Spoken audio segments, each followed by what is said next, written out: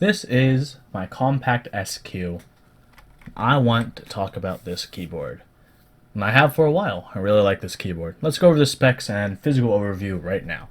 So I have an aluminum plate, aluminum top plate, aluminum bottom plate, stainless steel plate that mounts the switches. I got acrylic mid piece. I got some wonderful duck feet. The duck feet were extra because on default it came with this acrylic bottom for an angle. This case is a nice easy sandwich construction. You can see the screws that go through. It's pretty nice. This keyboard has so many variations on its group buy. You can get all acrylic for all the pieces, from the plate to the case. There's this one with aluminum. There's different colors and different anodization choices. I kept it with silver, which it looks quite wonderful in my opinion. The switches I have on this are 67 gram Zelios, which feel wonderful.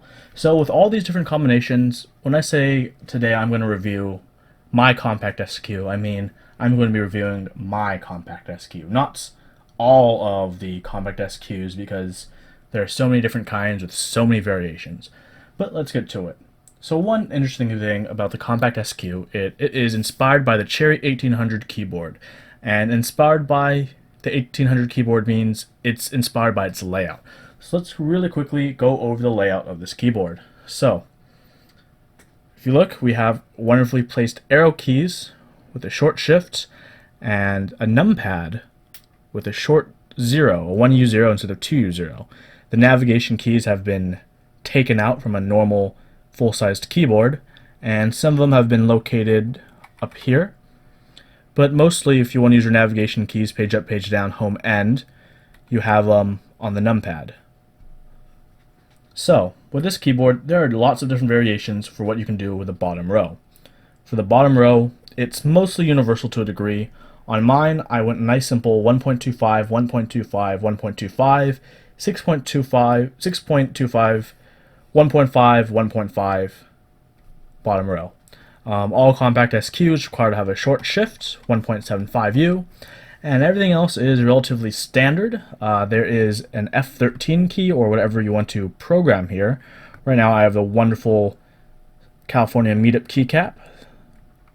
On my keyboard, I have not put in any LEDs for num, scroll, or caps lock because I don't care for them. The LEDs on the bottom are full RGB LEDs. There are about 20 LEDs, I believe. There's also a myriad of effects that all look quite nice, but personally, when I do LED choices for keyboards, I just do something that matches with the key set. So, moving on with this keyboard. How is it? It's nice. How was the group buy? The group buy was wonderful. I can't go over this keyboard without going over the group buy, because this group buy was one of the fastest group buys for a complete keyboard I have received. It took about a month and a half from order starting until I physically received the keyboard at my door.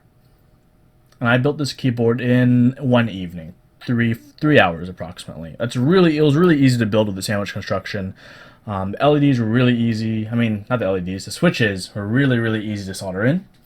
On my keyboard, you can see I have the wonderful GMK Sky Dolch set on, which looks fantastic in my opinion. So one interesting thing about my keyboard with the Zelios and the aluminum bottom plate is that the LEDs on the bottom, the SMD RGB LEDs, actually reflect up from the bottom aluminum plate and reflect into some of the switches. So I take off a few of my keycaps. You can actually see some of the colors diffuse upward through the switches. See, right there especially. So there's some parts on the PCB where the light shines through wonderfully and actually shines up through it. There are options to install in-switch LEDs, but personally I'm not a big fan of them, especially if you ever need to do maintenance on your switches, because it's a pain to desolder LEDs. That's at least for me. So, 67 gram Zelios. How do they feel? Well, they feel as wonderful as Zelios feel. I personally have not been plagued by the first generation key chattering issues. All of mine register perfectly without any double presses or any miscellaneous or related fallacies. So going over the keyboard, one thing that was exclusive if people wanted to pay 30 extra $30 was their wonderful duck feet. It does come with acrylic attachments that fits in that slot, and if you solder in another RGB SMD, then it'll actually diffuse through the acrylic that can fit on the feet, which some people have done, and it looks absolutely beautiful.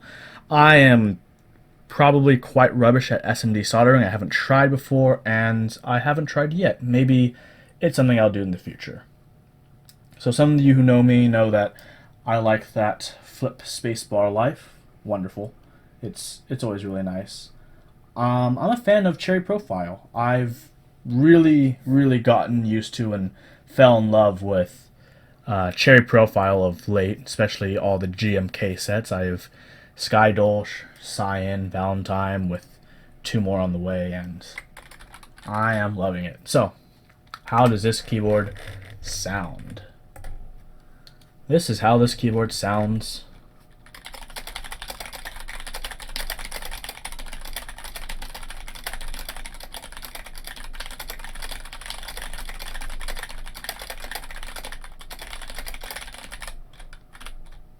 Not bad. Sounds pretty good. And that was me pressing moderate, bottoming out all the way. And here's one with me doing a little bit softer touch.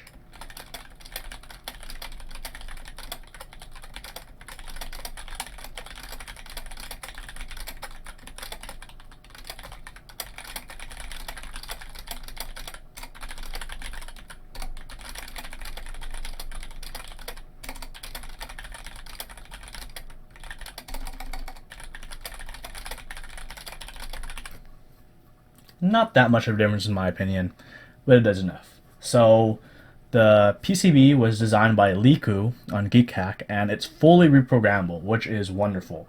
One reason that's important is if you look at my numpad, there are other people who've done other variations on the numpad. For the enter and plus keys in the numpad, you can actually fit 4 switches of total. So some people actually do enter, plus, minus, times, divide, and then they fit more navigation keys up here as they like. This is how I like it, with insert and delete, because that's not found on the numpad.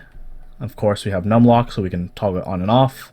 And then, of course, scroll lock and print screen. Personally, I never use pause, so that doesn't bother me. Although if I want to, I could always make it this meetup key or move delete right here.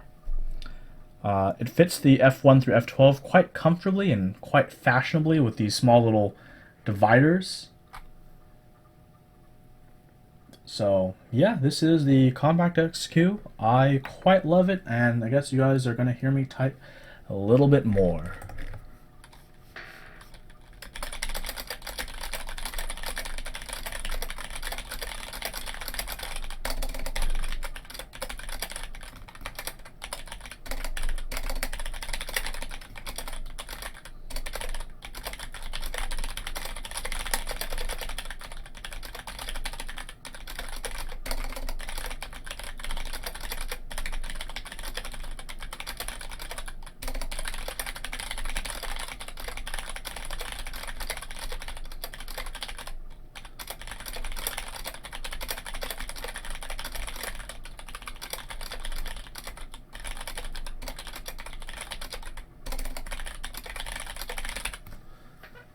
So, basically, in the end, I really enjoy this keyboard. It's a wonderful layout. It works for everything I need. The switches feel wonderful.